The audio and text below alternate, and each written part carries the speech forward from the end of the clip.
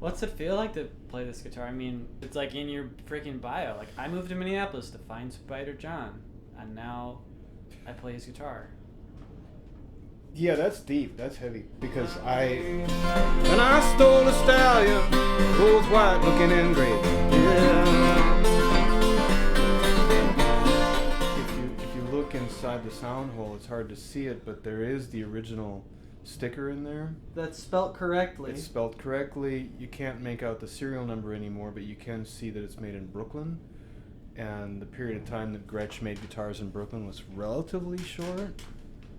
So, I think it could be dated based on that within a few years. Yeah, it's a legit Gretsch with a legit spelling error. Right. So this guitar has been holding tension for a long time. Yeah. He left it on the wall To pitch. And I immediately took this, when I took the strings off and I put new strings on it, I tuned it to D to D, and that's where it's going to stay. I'm not going to tune it any tighter than that. It still feels tight enough to me. He's right.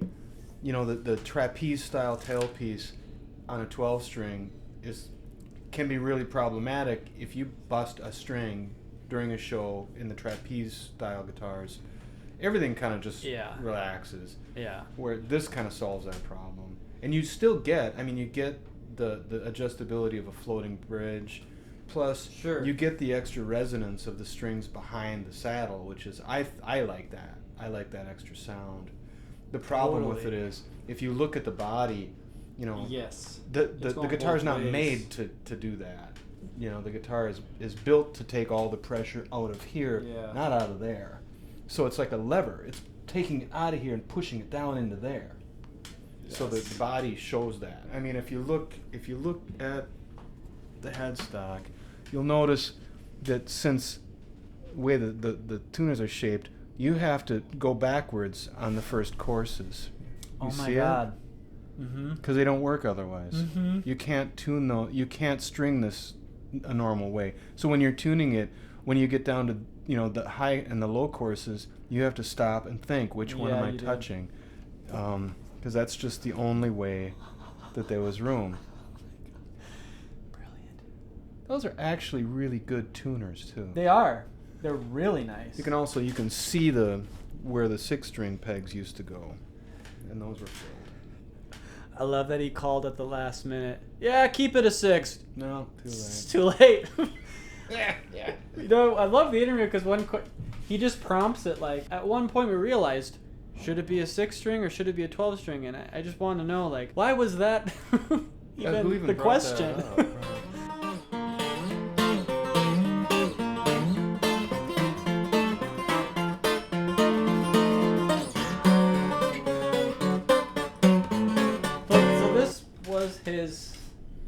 What he played in between, he actually found his old guitar. Is that what I understand from the interview? He gave that one away, moved to Denmark. Well, yeah, there was a long time between that and this. Okay. Because this would have happened in the probably early 80s, I think.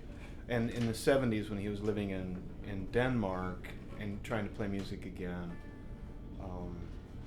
that's when he was, according to him, he was kind of actively trying to find that guitar again, and he really didn't. Right. It just showed up in Boise.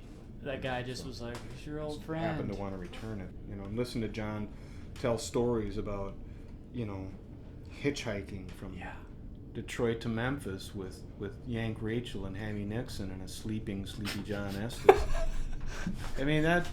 That's what you're hanging on to. Yeah, that's in this guitar. This guitar wasn't there then, but the fact that this is John's creation, and that lifestyle was John's creation. It's very, very important. All that stuff, our influences affect us, and we wear it. Totally. But you get to hold it. Right. Yeah, it's heavier than I think I've been able to come to terms with at this point, because nothing like this has happened to me in my lifetime. What's it feel like to play this guitar? I don't know, maybe there's no words, but like, you've been pretty open about how much he influenced you. It's like in your freaking bio. Like, I moved to Minneapolis to find Spider John, and now I play his guitar. Yeah, that's deep. That's heavy, because literally, I was like in the early '80s. I was, I dropped out of high school. All I wanted to do was music. All I wanted to hear was music. It's all I cared about. My friend Mike Nicolai told me about John, and I was kind of on a mission because he gave me some recordings, and I was hooked immediately. I was still living down in Austin, and that was my mission. I was come up. I wanted to see Spider John play, and he was just. It was at the time in the early '80s. John was playing regularly around the West Bank, but they were poorly advertised. Yeah. And it was like every Sunday at the Viking. Then when I moved up to the cities, I landed on the West Bank. I lived in a rooming house, and that's where I was every Sunday. Yeah. And I told him to his face. I said I was scared to death. Am still an intensely kind of introverted and shy individual. I don't just cold call talk to people. It's hard for me. Yeah. I go there, I sit and just watch him because, John is a cipher. I've said this 1,000 times. He's a set of one. Yeah. The way he plays the guitar is not, something that you see a lot. His rhythm is wildly different than a lot of blues and folk guitar players. He calls it 60s bar style. Well, in the interview, he admits it's just his style. Yeah. I didn't see anybody else playing 60s bar style. I saw John playing it. That was it. He would introduce it at shows. This is 60s bar style. It's not. It's Spider John style. Yeah. This is how you play. And I'd watch him go home to my little rooming house, get out my guitar, and could not get that thing. Realized years later, it's like if you take a rug and throw it in the washing machine and listen to what happens during the spin cycle. Yeah. It's just like it's rhythm, but it's not. Every time it comes back around again, it's slightly different, and it falls on a different spot every single time. I mean, his influence on me wasn't so much in me trying to play like John, because I gave that up pretty fast. Yeah. His influence on me was I think John epitomizes the folk process. Yeah. And I think he always has.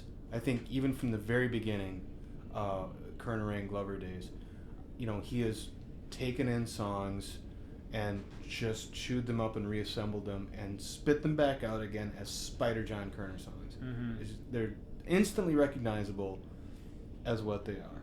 And if you understand that this is a folk song, you go back and you listen to old folk versions, you're not hearing, he's not copying that. He's taking it in, taking it apart, reassembling it, and kicking it back out again in his own thing now.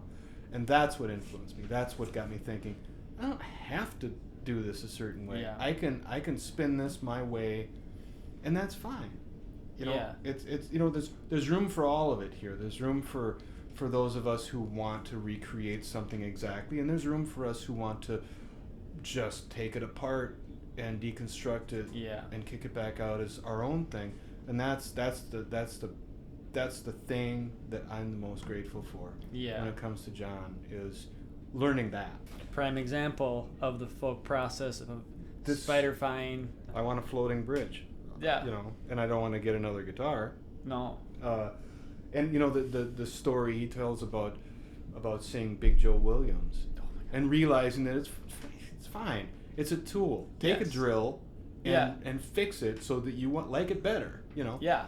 And total respect for collectors and people who are revere instruments as being sacred objects, because I think they are. This is also a sacred object. Yeah. And it's because a certain man's hands has been on this guitar and has molded into a new guitar that it wasn't before. Right. And all the photographs of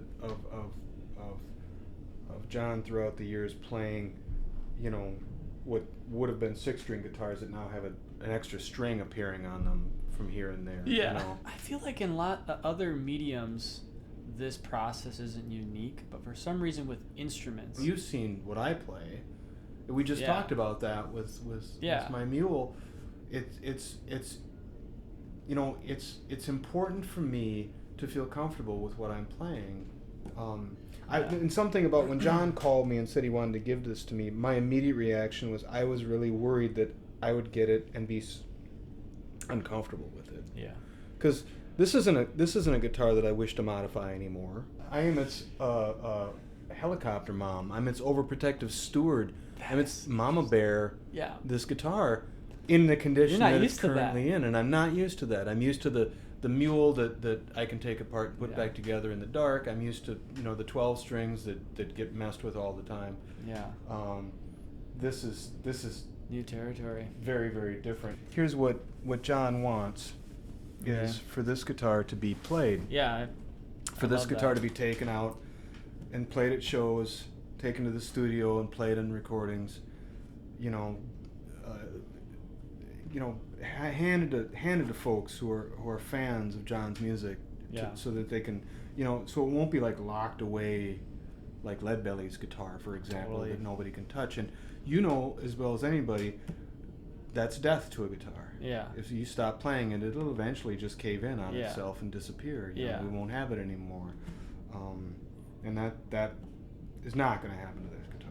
No. The thing that's going to happen next with this guitar is when I get to the point where my hands have Alzheimer's and I can't play anymore, this guitar has to keep going. Because this guitar can't It'll stop. It'll outlast all of us. Yeah. Clearly. So, the next part of this guitar's life is finding, a young person who's been touched by Spider John's hands. If you'll go there. Looking in great.